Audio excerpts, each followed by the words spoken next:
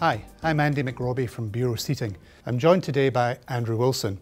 Andrew is a practicing osteopath and ergonomist, and he's also a published author on both of these topics. Andrew, we've seen the growth of mesh chairs in the market over many years now, but of course upholstered chair back options are still available. Can you tell me the difference between the two? Yeah, certainly. Mesh back chairs are becoming really popular. They look sharp in the modern office. They can easily mould to the shape of your back without pressure points.